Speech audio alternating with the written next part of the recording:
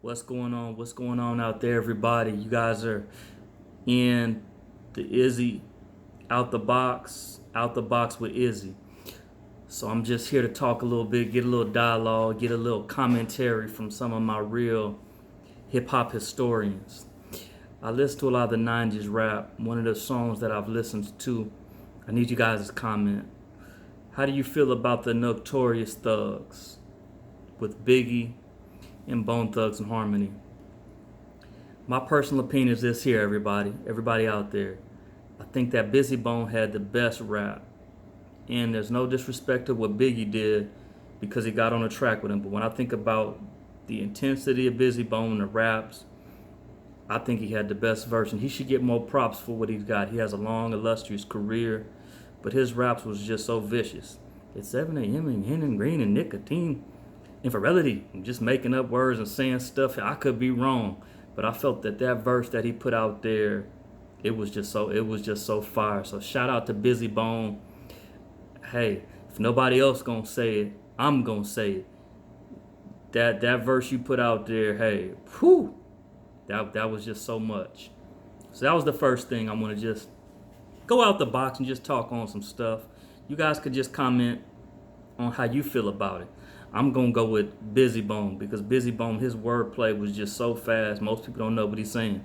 It's almost like when I listen to Twista. If you hear him on the remix of "Is That Your Chick" with Jay-Z, people gonna still say, "Man, Twista killed it." And we don't even know all the words he said, but his wordplay is just so fast. That's what makes them so spectacular. So you guys comment on that. Let me know what you think about that. Do you think that the credit is just due where Biggie gets the accolades? You feel like Busy, or maybe you feel like Lazy Bone or Crazy, they need to get more accolades. You guys comment. Let me know. Also, to all my sports fans out there, I've been thinking about this a while. I think that there's a sports team in the Raiders. They have an equal parallel to Death Row Records. I feel like when you think of Al Davis was a renegade. You think of Suge Knight, he was a renegade in the music industry with the antics and the things that Suge would do to get people on death row, and what Al Davis would get people in any type of character situations to get on that gridiron and that football field. You look at the guys of the Warren Sapps, the Antonio Browns, the Bill Romanowskis, and then you look at Death Row Records. You get these attorneys, David Kenner. You get the Mob Piru involved. You get Tupac fresh out of prison, and Snoop Doggy Dogg on a murder trial, and Nate Dogg robbing Taco Bells at the height of his career.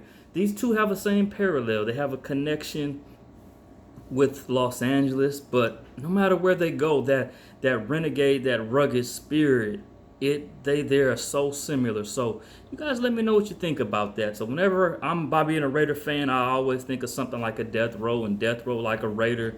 Just two renegades in the world to try to get what they can attain, and there's always other ways to get it, but the way they get it, it shouldn't even surprise you whenever they do what they do, and they hire who they hire, and they get on their team because they're risk takers and they're renegades, and that's their prime agenda. So you guys comment, let me know what you think about that. Also, everybody out there, what do you guys think about what's going on with hip hop right now? I think it's personally a problem. We got guys talking about 1996 and the late great Tupac, who's passed, who had a great musical career, and now it's everyone. It's a free for all to talk and make a name for themselves off of someone who's gone, and we all loved him in hip hop. Well, not all loved him, but majority of us who did like his music or whatever you liked, his personality. There's different things people like and dislike. But my whole objective is there are guys such as Reggie White and Keefy D and security guards and street guys, people who aren't even down with them. Reggie White, you name it, the Mob James. I just want to put a message out there. Make a career for yourself, guys. Everyone wants to recollect every situation and circumstance, but it all circles involves around one person who needs to get his credit, and just give him his credit due. It's around one person, and that person is not here. So let's stop building a brand off of that. And to DJ Vlad, I know that you had a lot of love and admiration for Tupac Shakur, but I think it's time for you to cut it out. I think it's time for you to get some relevancy and help the people who are still here. I love Tupac Shakur, but he's gone, guys. His mother's gone, guys. Let's stop this revolving story of who did what, who said what, and who was gonna have more gangsters outside in the park at the Rucker, and who was scared, and Snoop and Nas. Let's dead that.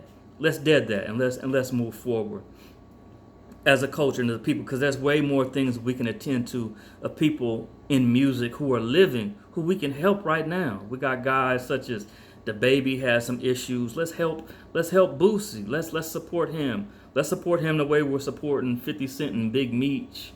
Let's support Big Meech. Let's get a movement of that. Let's not continue to argue about who was a gangster, who was a thug, and who wasn't in 1996.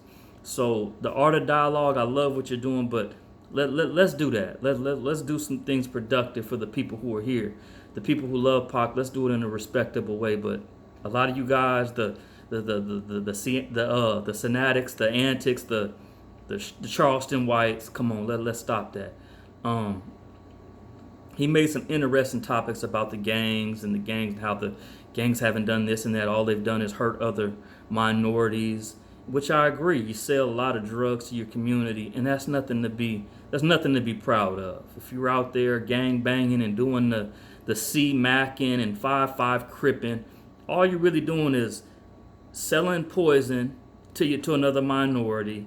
All you're doing is committing violence to another minority. So let's work together to cease all of this, these long-standing feuds, fights, and rivalries, so we can grow. Let's learn from our ignorance and our arrogance and the Nipsey Hussles and the Tupacs and the Biggies and, you name it, man. We got so many guys, the Tentacions. We got so many guys who passed away with talent, skill, and who knows what they could have been, would have been, should have been. And we only got a limited amount of time. So to the older guys and the OGs, let's work on that. Let's work on continually making it better. Let's get away from these contradicting interviews of he said, she said in 1996 and who slept with who. Let's leave it. Let's leave it where it's at. Same thing with WAC 100. Let's leave at where it's at, man. These people have children now who have age, man, and I don't think nobody wants to hear of their mother in a sex tape. Let's get off of that. And the Ray J to perpetuate it too, you should be doing everything in your power to shut it down. How would you feel if somebody wants to bring up an old tape and I'm Fredro Starr and I got a tape with Brandy, or I'm Mace and I got a tape with Brandy? Yeah, you be ready to go to war. You be ready to do something about it, man. So the same way you want respect, give another person respect. The same way they want to pass, give another person to pass, man.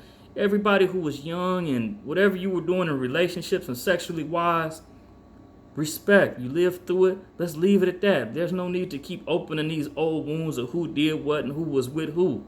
Because I hate to say it, unless you guys were some kind of one-shot virgins or something, pretty much the majority of us got a pass. So let's leave the past at the past. That's my message today. I'm speaking out the box. One love. Y'all take care. Peace.